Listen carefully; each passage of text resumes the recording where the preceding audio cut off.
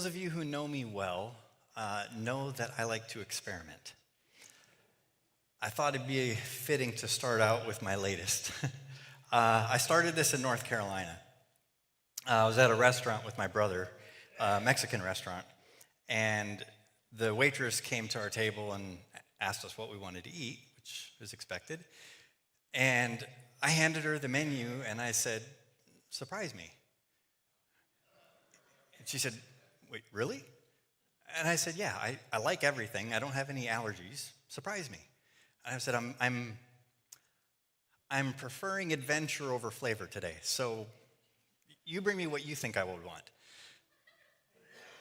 Reluctantly, she took the menu and turned to my brother, hoping for some relief. And my brother looks at the menu, and he looks at her, and looks at the menu, and he looks at her, and he says, "Yeah, me too." So she didn't get any help from him either. So she brought us pollo verde, a chicken in a green sauce, something I never have chosen from the menu, even though it's a staple on Mexican menus. And it was really good, a very different flavor profile from the tacos or the fajitas that I would have gotten for myself normally. And it was a great experience. I thoroughly enjoyed it. The waitress, as she left, was very concerned. She had a couple of weirdos at her table, and she didn't seem like she really knew what to do with it. But by the time we got done, she checked in on us. We were all smiles. It was really good food and everything. She was kind of had a little bit of a skip in her step. My wife's favorite experience. So I started in North Carolina and drove to Washington, and so I was doing this the whole way. My wife's favorite experience was in Arizona. We were at an IHOP, and this young man comes to our table and asks us, and I go through the spiel of, surprise me. And he left the table kind of trepidatious. He wasn't quite sure. You could tell what he was going to do. But man, by the time he came back, he was just full of confidence. And he's like, "Okay, here's the tri-tip steaks and these loaded mashed potatoes or loaded hash browns and something else I don't remember, and tres leches pancakes." He put a feast in front of me. And he's like, "This is what I would get if I was eating today." I was like, "Okay." And so there's no way I could have eaten all of it. I ate some of everything, and it was really good and had a good time with it. And he comes back to the table, and by the time he comes back at the end for the bill, he brings us the receipt, and he's just amped. He's just jazzed. He's just thoroughly enjoying this experience, and he's like, "Okay, you guys like adventure," so he writes down on the back of the receipt. He's like, "This is the address for a taco restaurant that I cook at night. You guys got to come." So I look across the table at April. He leaves the table. I look across the table at my wife, and she's like, yeah, let's do it." So assuming, we didn't have conflicting plans, and we didn't. So we show up at this taco restaurant, and it's one of those with the full glass front. You walk in, the register's right there at the entrance where you order and pay. And then there's, the kind of the sneeze guard station where they prepare your food, and if you want to be a creeper, you can stand there and watch them prepare your food, or you can go sit down like a normal person. And so anyway, we enter the restaurant, and I leave April there at the register, and I had to go use the restroom. So I finish up, and I'm washing my hands, and I hear this, "Hey, where's your husband?" And I hear April respond, "Oh, he's in the bathroom. He'll be right out." And he says, "Oh, man, I can't believe you guys actually came." And he's just, if possible, even more excited than when we left him at IHOP.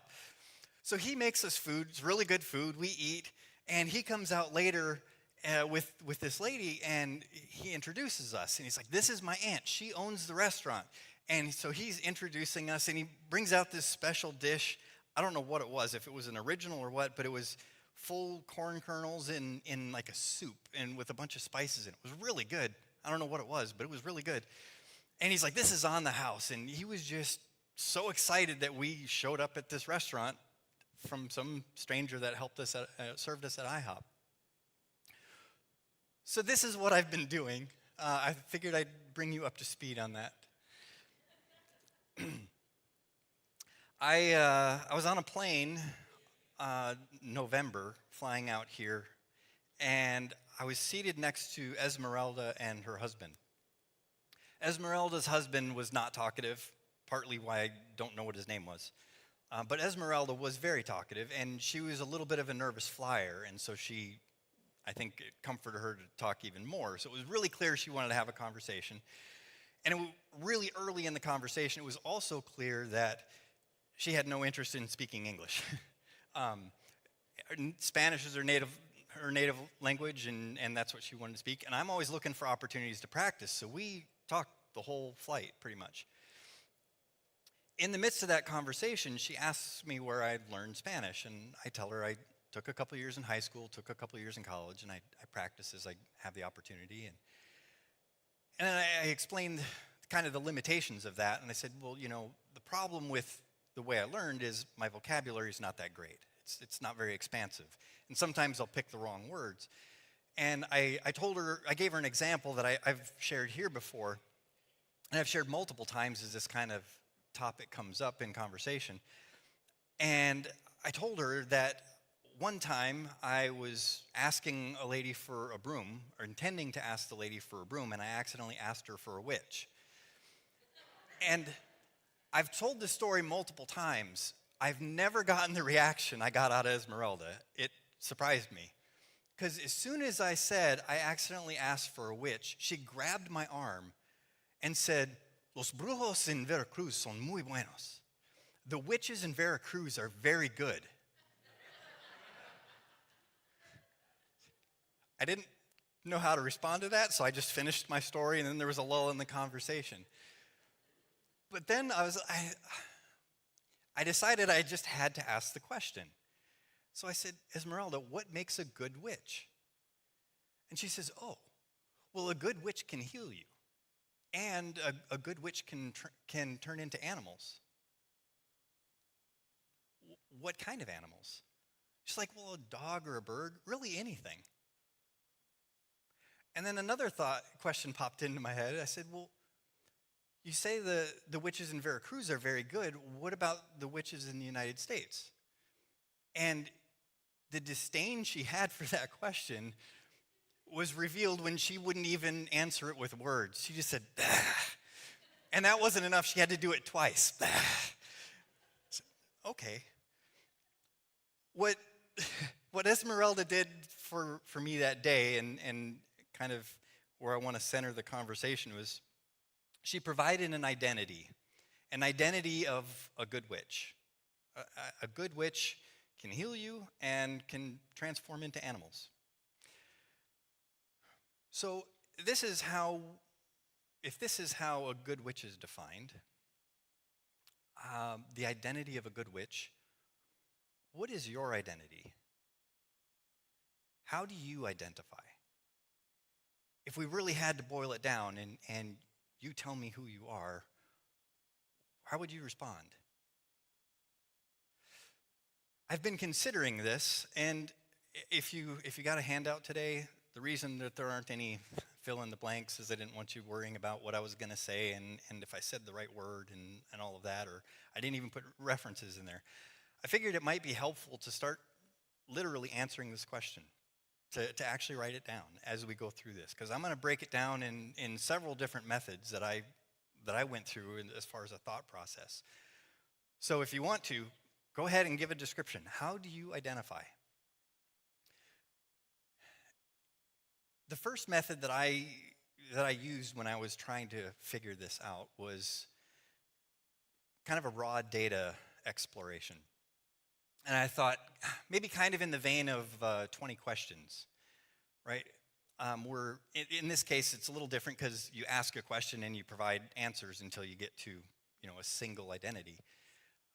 But I guess you could think of it also, our daughters had a game, I think it was called Guess Who, where there was like 40 or 50 pictures that you would see. It was like shoulders up, so you could see people with different color skin, different color hair, different jewelry, maybe they're different colored shirts, tie maybe. And what you would do is you would ask the other person a question like, does your character wear glasses. And each of you have an identity that you're trying to guess the other person's identity before they guess yours. And so it's a process of elimination. So you say, does your character wear glasses? And if not, then you flip down all the ones that are wearing glasses. And the idea is that you get to that singular identity before the other person does. So I guess you can kind of think of my process that way. And if you take the 20 questions literally, I guess I probably would have started out, I'm bigger than a toaster. But I didn't go quite that far. My first identity that I came up with was I'm human. And that doesn't seem like that eliminates a whole lot unless you consider the infinite expanse of space and matter.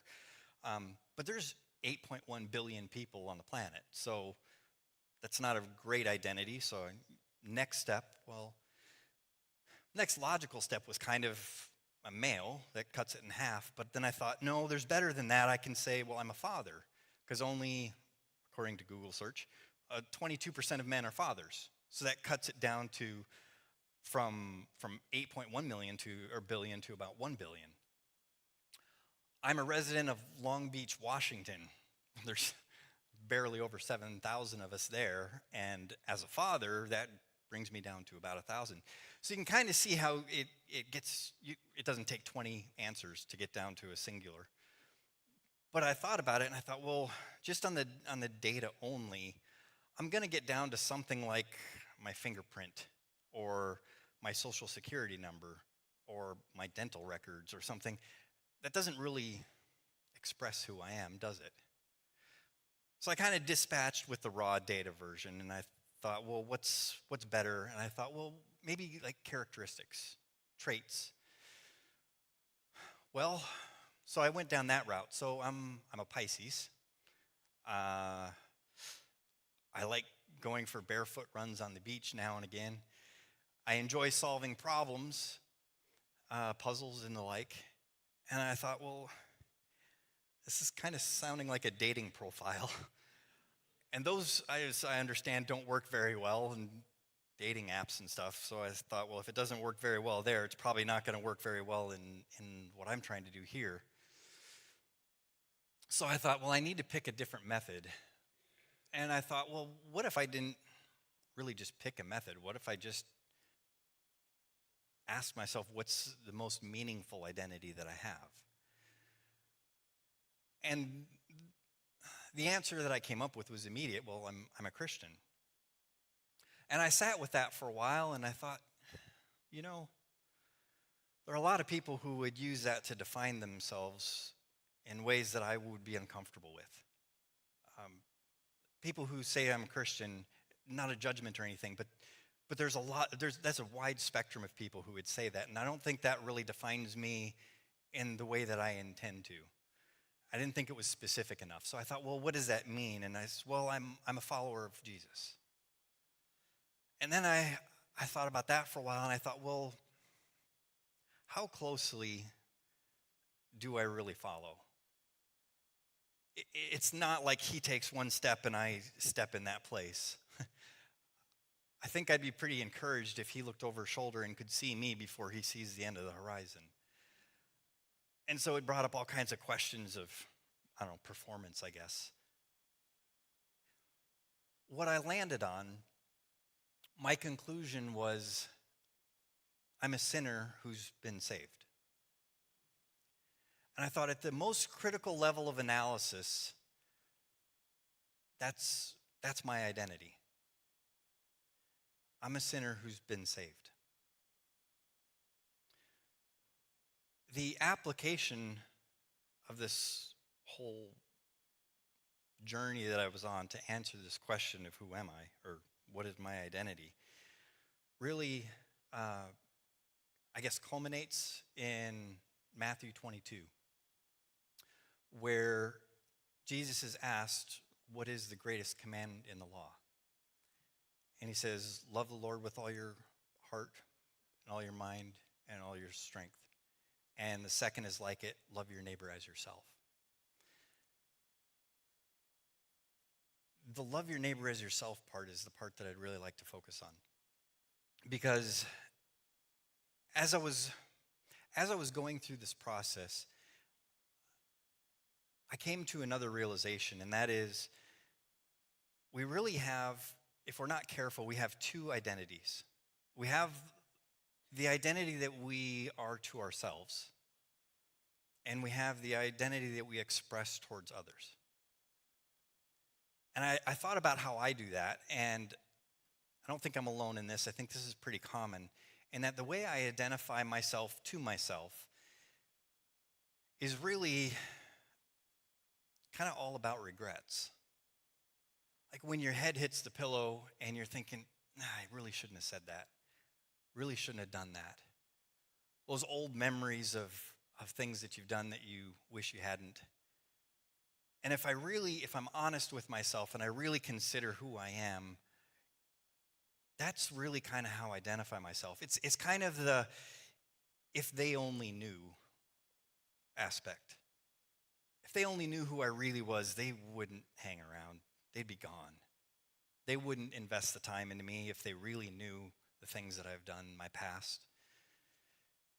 And then there's the other side. There's the side, our identity that we express outwardly towards others. I think the way that I think about that is like dating. Going on a date, you put on your best clothes, you're on your best behavior, you talk about things that put you in the best light, right? And that's maybe the Facebook approach, right? The highlight reel. And as I was going through this process, it occurred to me that in order for an identity to be useful at all, to be accurate and representative, there can't be a gap between the internal and the external. And so I tested my conclusion out of, I'm a sinner who's been saved. And I had to ask myself, is that true internally? Do I believe that? Is that real? And I concluded that it was. And then I thought about my outward expression. Nobody's going to think I'm perfect. Everybody knows I'm a sinner. That's obvious. And that I've been saved, I'm not shy about my faith. So I said, okay, I think that works as an identity. And you look at this second important commandment that Jesus gave, love your neighbor as yourself. And I thought about the importance of this identity, what it really, I think, does for me, can do for us, is help us in our relation towards others. Because it's really easy to get into a us and them mentality, of those people kind of mentality in our lives.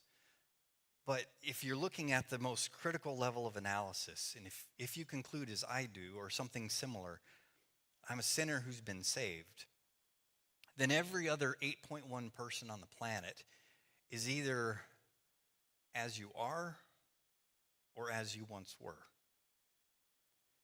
Because everybody's a sinner. And either we've accepted the forgiveness that Jesus offers us or we haven't. And it's a simple focus of how do we relate to others. And I think if we apply this principle of our true, most important identity, most foundational identity that we have, to this love your neighbor as yourself, I think it stirs up, or it ought to stir up in us, a desire to engage. To engage in compassion to those who don't yet know the joy of their salvation. And grace towards fellow believers. Because I know I'm not perfect. Like I said, I'm not one step behind Jesus in my follow. How in the world can I expect my fellow believer to be in that position? And maybe I need to extend some grace. My hope is that, rooted in this identity, I'm propelled forward to good works that God has prepared for us. And this isn't all of us, right? This isn't all of who we are, a sinner who's been saved. God made us all unique and wonderful and strange. But it's a starting point that should launch us into engagement with those around us. And if we accept that as a premise, I think the next question is, how do we do that? For me, I ask waiters and waitresses really strange requests in restaurants. And I didn't do that by accident. There was intention behind it. Because I thought to myself, how do I engage, for example, with the stranger in a more meaningful way than I normally do? And I'd already asked previously for waiters and waitresses to bring me, I like dipping sauces for my French fries, my tater tots, whatever it is. And so I'd already asked for, what do you, bring me the dipping sauce you would recommend for these French fries, right? And I had on multiple occasions, the person would come to me with like 5. And they're like, well, this one is really good for the French fries because of the savory nature of it. This one's spicy and it works really well with tater. And they would just light up. And I thought, well, what if I could tap into that in all restaurant occasions? So now when I engage with a cashier or a waiter or waitress, I'm asking them this really odd favor of surprise me. And it's amazing the light that you see in people's eyes when you do something like that. And so if we're compelled to engage, the next question is how? And I'm not trying to propose that everybody goes out to their favorite restaurant and do this. Some people have allergies. Some people have very particular tastes. I'm a garbage dump. I eat everything. So that doesn't apply to me. I have the freedom to do that. But I suspect that we all have those attributes, those traits about us that can be engaging to others. My wife comes home from work one day, and she talks about a coworker who has just gotten dreadlocks. And my wife is talking about it, and she is just, her enthusiasm level is off the charts. She is just wide-eyed, and she's talking about all these different, she's like, I want to get dreadlocks. If you want to have it just in a high-intensity conversation with my wife, ask her about, not right now, but ask her about dreadlocks. Because she's on websites, and she's watching YouTube videos, and she's just on it. And her enthusiasm level just through the ceiling. And I think these opportunities are literally everywhere for us. To be that salt and light to the world around us. To be that fresh cup of water for people who are just stale in their lives, in their souls. Even just this morning, April and I stopped by McDonald's on our way here. So we had, a 2+ hour drive to get here. So we stopped for breakfast. And the guy taking the order over the drive-through window, it was such a monotone. And as we're driving up, my wife's like, I forget exactly what she says, but he's not thrilled with life or something like that. And we encounter that every day, don't we? Where people are just at this static noise level. And every time we encounter that, there's an opportunity there. And we're not going to be able to fill the void entirely. But when Jesus says, love your neighbor as yourself, if we start with the reality of they are either as we were or as we are, we can then ask the question, if I were in this situation, what would wake me out of my slumber? What would spark my interest? What would cheer me up? This message is not a deep theological message. If you were expecting that, so sorry. Not even close. It's intended to be a very simple, very practical reminder so that when somebody asks you for your ID, when somebody tells you their preferred pronouns, if you're watching Fox News or MSNBC and they start talking about identity politics, maybe those can be reminders of our most critical identity, the most important identity that we have. And just maybe that will spur us on to look for opportunities, to reach out, to engage with people in a way that sparks life. I'm not saying give a come to Jesus message with every encounter. I don't think that would be appropriate. I think you got to build relationship. But sometimes all you need in the day is just that little spark. And I'm not saying that this is an I'm okay, you're okay, we're okay, just go spread cheer to everyone. I'm not. In fact, if you look at Jesus, when he says, love your neighbor as yourself, he is quoting Leviticus 19:18. And Leviticus 19:17 talks about giving a firm rebuke to your neighbor. This isn't just about cheering people up. That's great. That's probably the more common interaction we ought to have. But there's also an opportunity and also a need sometimes for a firm rebuke, and an appropriate rebuke. I look back in my life and I know that there are some times when I've been put in my place in such a way that transformed my life. I remember lots of examples. One was I was probably 8 years old. My brother was 10. And I was trying to get away with something. And I didn't tell an outright lie. I didn't tell an untruth. I omitted a detail. And my brother, who's only 2.5 years older than me, caught it. And he said, Aaron, telling a lie isn't not just telling an untruth, but it's also not telling the truth. I was 8 years old. I still remember that to this day. I don't think I'll ever forget it. It was a critical learning moment. It was a rebuke from my brother that I needed badly because I had a very bad habit of lying and manipulating. I say this because it's important, it's proper, in a very specific context. The other thing that I want to share is that I want to give you the bad example of a rebuke. Because Jesus, talking with Peter and the disciples, is telling him about how he's going to be turned over to the officials, he's going to be beaten, he's going to die and raised 3 days later. And Peter says, no, never, it's not going to happen. And Peter rebuked Jesus inappropriately. And what was Jesus' response? Get behind me, Satan.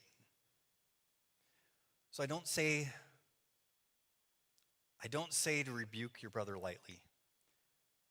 There are scriptures that tell you exactly how to do that, how to do it appropriately. And I would recommend fasting and prayer before you get to that point of confronting a brother or sister to the point where you have to rebuke them.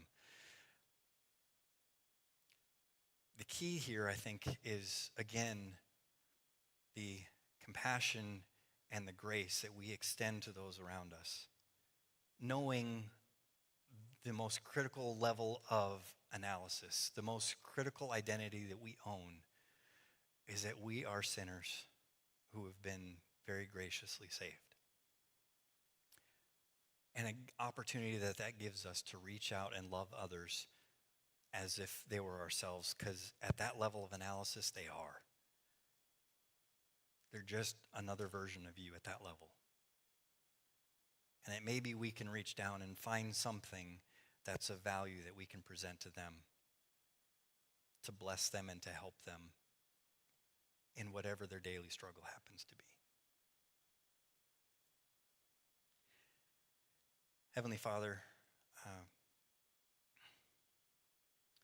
thank you for reaching out to us when we didn't deserve it, when we didn't know how to appreciate it. Thank you for being that, not just the fresh cup of water, but that living spring of water in our lives. Help us to move forward today in a very practical, very intentional, loving our neighbor kind of way, where we can be a blessing to those around us. I ask this in Jesus' name. Amen.